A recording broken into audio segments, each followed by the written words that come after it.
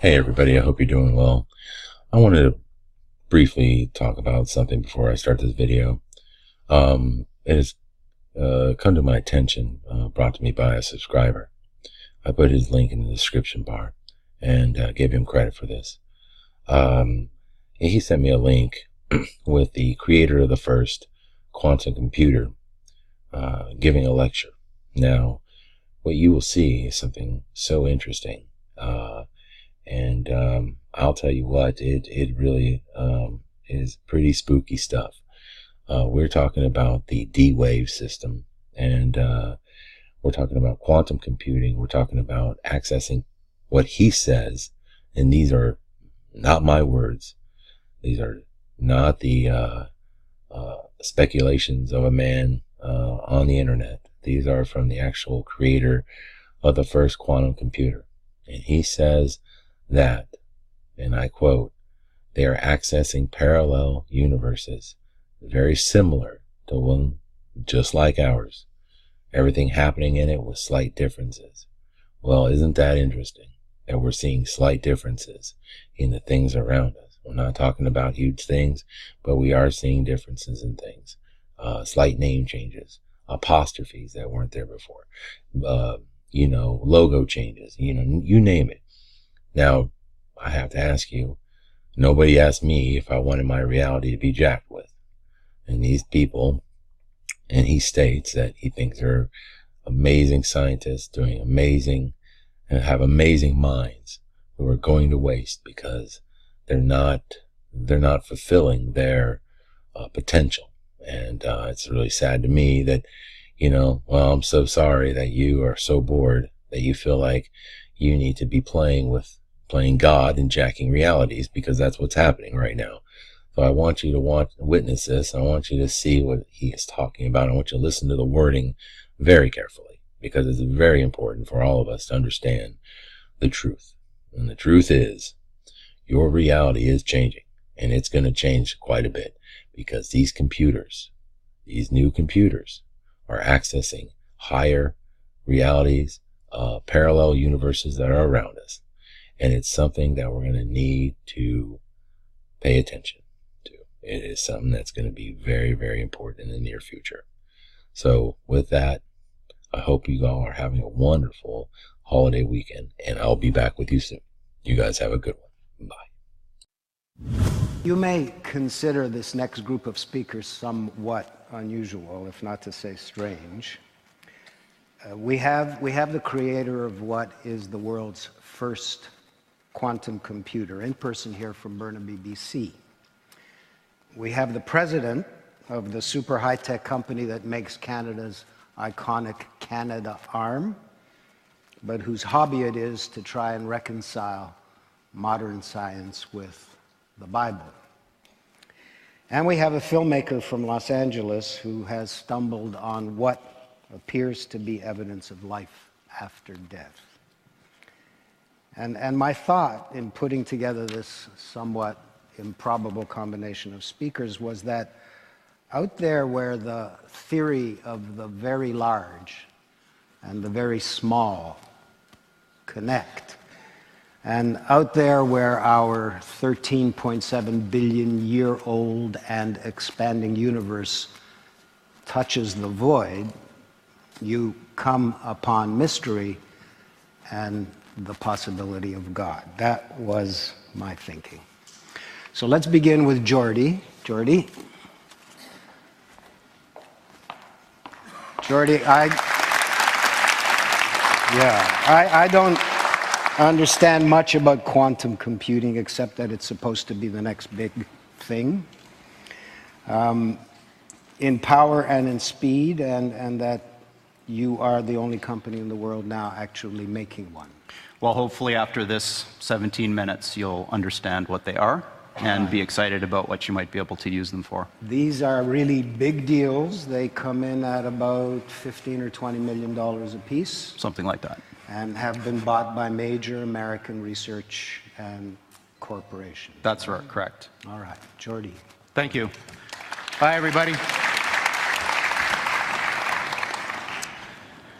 So quantum computing is a very technical subject. and I'm not going to talk a lot about the specific details, of which I'm glad. You're sure you're glad. But I'm going to try to give you an idea about what the kind of thing is that we build and why people are so excited about it. But I'm going to wrap that story in another story. How many of you have children? Let's see, hands. So it's almost everybody. So I have 3 children. The youngest is 4. The oldest is 8. And they're very different.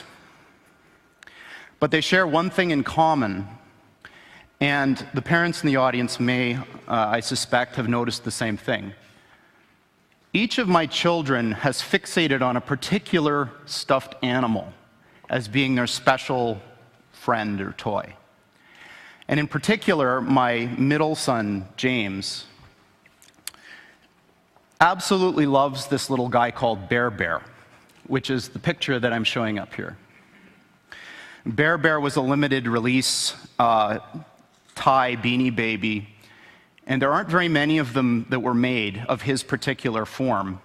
And one Christmas, I decided that it would be insurance policy to go and try to buy some more just in case something happened to Bear Bear. So I went on the internet and did a search, and I was only able to locate 2 others that were for sale, and I bought both of them. So now he has 3 of these little guys. But the reason that it occurred to me that this might be a good place to start is a conversation that I had with him last week. He wanted to sleep with his older brother in his bedroom, and his older brother wouldn't let him. And he was very sad and despondent, and he was like, I'm scared, I don't want to sleep by myself. And I said, well, you've got Bear Bear. And he said to me, Bear Bear isn't real. And so I found this very intensely distressing for a variety of reasons that maybe you'll understand when I go through this. And I assured him that Bear Bear was as real as anything else in the world. And he said, but he can't speak and he can't move. And so I said, well, what you really mean is he's not alive. And he said, yes, that's what I mean. So for very young children, the sense of being real and the sense of being alive are somehow connected. And I'm going to circle back to this point at the end. But before I do that, I'm going to tell you a little bit about quantum computers and why people care so much about them. There are literally tens of thousands of some of the brightest people in the world today trying to build these machines and understand them. And I'm going to tell you why. In my last 15 years of working on this type of stuff, I found that scientists divide up into 2 categories of zealots about this field. The first half are people who are absolutely entranced by the physics of these things. This quote is from a respectable scientist, in fact, one of the founders of this field, that may look a little strange to you who don't follow theoretical physics, but there is a very clear prediction that our most successful theory of nature makes, and that is that there are an enormous number, mind-bogglingly large number, of parallel realities, as real as this one, that have different consistent histories. So imagine a world where all of the laws of physics as we know them are obeyed, but different decisions were made along the way. Different decisions at the level of tiny microscopic particles, different decisions all the way up to what you chose to eat for lunch, and whether you chose to come to this session or not. Quantum mechanics makes a very specific prediction that all of those are as real as the thing that you remember. And this is bizarre, because we don't see those other things. But science has reached the point now where we can build machines that exploit those other worlds. And quantum computers are perhaps the most exciting of all of these that we have within, or almost within our grasp right now. So people from a physics background love this. They want to understand the world. They want to understand the universe, how it all works. There's another type of person who tends to come from the computer science side that's like, yeah, okay, that's all great. But there's a different thing going on here, which is just as exciting, if not more, and that these machines that supposedly can do this wild stuff, let's forget about how they work, if you could build one, could solve problems that you could never, ever solve with any computer of the sort that we built. If you took every single atom of silicon in the world and made the most sophisticated conventional Intel-style processor that you could build, There are problems we know of that I could write down on a sheet of paper that you could never, ever, ever solve with that thing, that you could with this kind of machine. So that's very exciting. Humans use tools to do things. If you give humans a new kind of tool that can do things that you couldn't otherwise do, imagine the possibilities. So you may think, well, this is all fine and dandy, but aren't these things in the realm of theory and speculation, kind of in the same regime as other futuristic things you may have heard of, which may be allowed by the laws of physics but aren't here yet? That's not true. There are, in fact, many of these machines deployed now in openly available research centers following the model that was used to introduce supercomputers to the world. They're too big and ornery and difficult to operate to put in your home, too expensive also, but you can give them to a place which will manage them as a shared resource that will offer that service to the world. And there are two of these now. One of them is at the University of Southern California. And this analogy with flight, I think, is an interesting one. So a horse can beat, or could beat, the initial flight of the Wright brothers' flight in speed. But a plane is not a faster horse. A plane is a different kind of machine. The plane takes advantage of another resource that nature gives us, this third dimension, in order to do something that matters to people better that you could do with any horse. It doesn't matter how fast you make a horse, it will never fly, at least the kinds of horses that we know about. So these types of computers now are being thought of in the same way. They're not terrifically powerful yet, but they're doing something completely different than what your computer does. And that thing is like flight. It gives these computers access to these new resources, maybe you could call them parallel universes, in order to do something that you couldn't otherwise do. And that's not the only one. In fact, the one I'm going to come back to and talk to in the context of the story that I'm wrapping this in was recently installed at NASA. And Google was the primary interested party that pulled this whole thing together. And this one is really exciting to me, because what they're going to do is apply this machine to an area that I think is fundamentally important. It's a crux of our future as humans, and that's, can we build machines like us? So building machines like us might be possible. I certainly believe it is. I might be wrong. But what I do know is that the types of approaches that people are taking now to build intelligent machines benefit immensely from what this machine that we've built does best. So what this center is about is applying this beautiful new computational idea in the service of trying to make intelligent machines.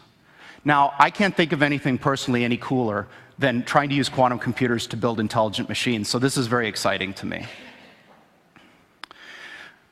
Steve Jurvetson has been a longtime friend and investor in the company, and for those of you who don't know him, he's a Silicon Valley investor who's probably the smartest VC that I know of, and certainly the one that's the most attuned to technological trends.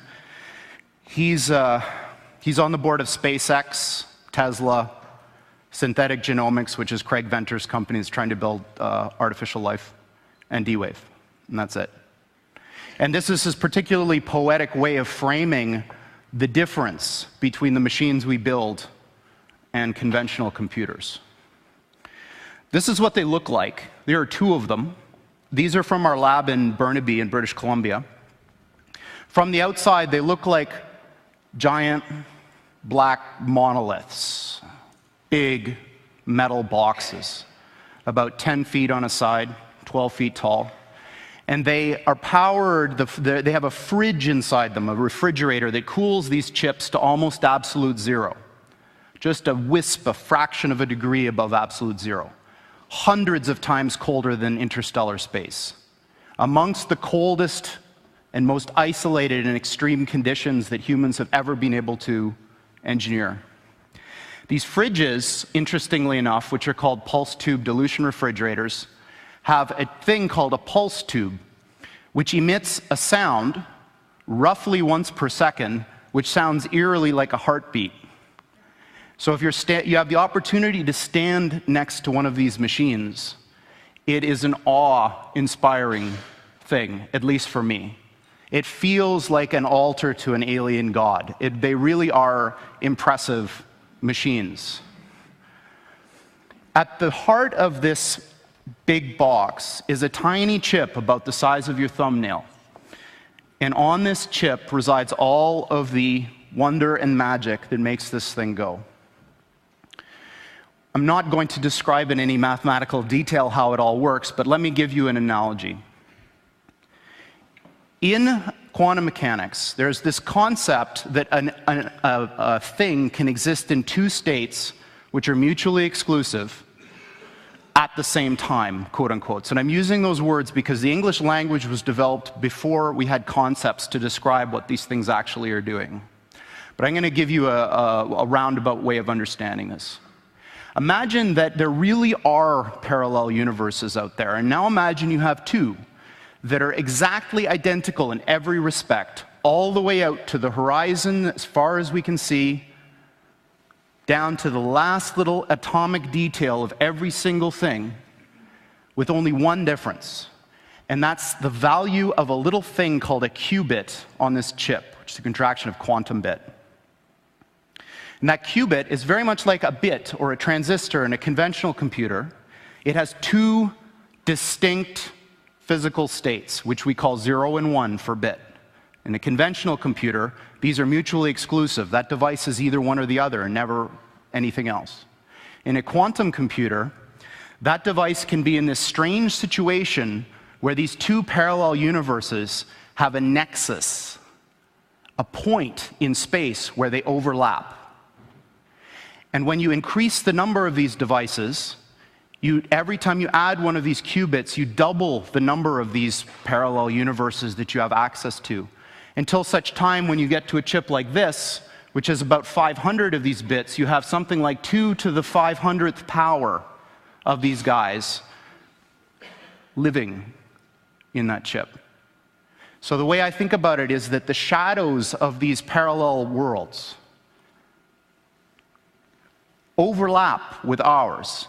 And if we're smart enough, we can dive into them and grab their resources and pull them back into ours to make an effect in our world. Now, this may sound very odd to you and bizarre, and in fact, I am using language that a normal theoretical physicist probably wouldn't use, but this is, what I'm telling you is absolutely correct and in line with the way that these things actually work. We've been doing this for some time now, and in fact, we have our own version of Moore's Law. The doubling of the number of these qubits on the chip has happened once a year for the past 9 years. So for the last 9 years, every year, the number of these qubit devices has doubled, and it will continue to do so.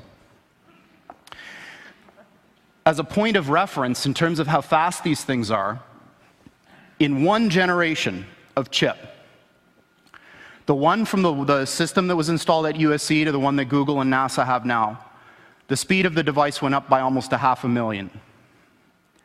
This is the kind of progress that you're going to see with these types of machines going forward. And 500,000 sounds like an abstract number, but I put up a little mental comparison here to see what 5,000 really means. 500,000 is a big number when it comes to speed. All right, so now I'm getting into the last part of my talk where I'm going to make some predictions, some dangerous predictions. So predictions are very dangerous for a variety of reasons. Often they're wrong, which is one. But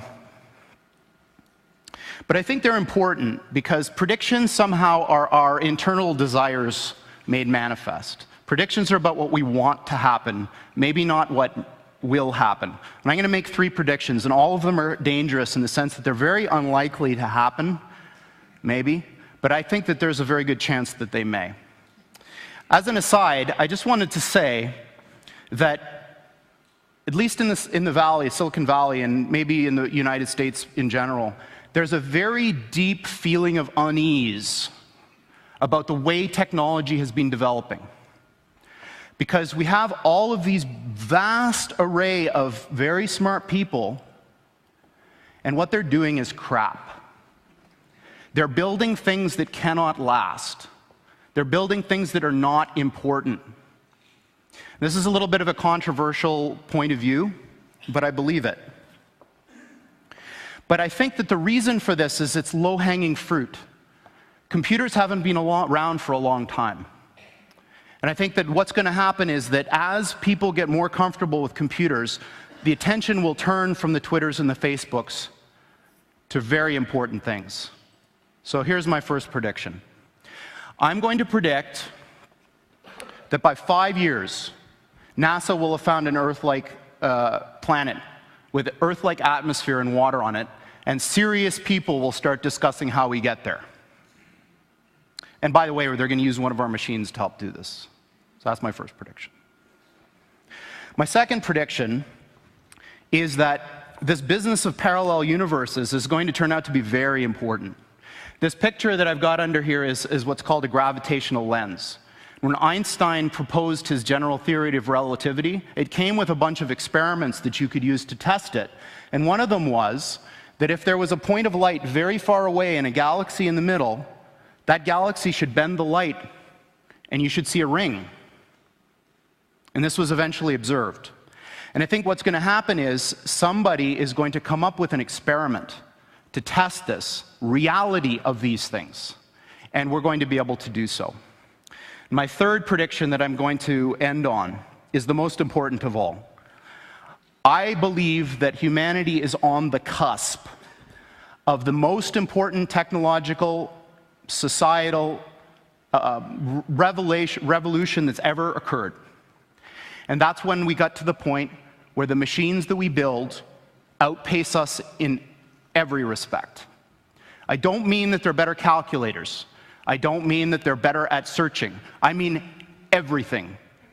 And I think that we're very close. And my prediction is that within 15 years, we will have machines that outpace humans in everything. Thank you very much.